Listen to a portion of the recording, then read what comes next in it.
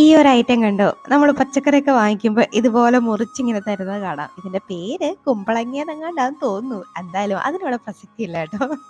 അപ്പോഴിതാണ്ട് അത് ഇതുപോലൊന്ന് അരിഞ്ഞെടുത്തിട്ട് മാറ്റി വെച്ചിരിക്കണം. ഇനി ഒരു പാൻ അടുപ്പത്തേക്ക് വെച്ച് ഓയിൽ ആഡ് ചെയ്ത് കടുകിട്ട് പൊട്ടിച്ച് ചെറിയ ജീരകം ഇട്ടൊന്ന് മൂപ്പിച്ചിട്ട് വറ്റൽമുളകും പിന്നെ നമ്മുടെ കറിവേപ്പിലയും കുറച്ച് മാത്രം സവാള അരിഞ്ഞതും കൂടെ ചേർത്ത് കൊടുത്ത് ഒന്നങ്ങ് മൂപ്പിച്ചെടുക്കും. അതൊന്ന് വാടി വരുമ്പോഴേക്കും ഇനി നമ്മൾ അരിഞ്ഞു വെച്ച കുമ്പളങ്ങ എല്ലാം അങ്ങോട്ട് ചേർത്ത് കൊടുക്കണേ.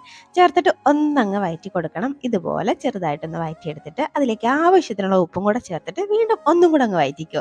ഇനി അതിലേക്ക് കുറച്ച് വെള്ളവും കൂടെ ചേർത്തിട്ട് നമുക്കിതൊന്ന് വേവിക്കാനായിട്ട് വെക്കണം. ഒരു 5 മിനിറ്റ് കൊണ്ട് ഇത് വെന്ത് കിട്ടും കേട്ടോ. അപ്പോൾ നമുക്കിതൊന്ന് അടച്ചു വെച്ചിട്ട് വേവിച്ചെടുക്കാം.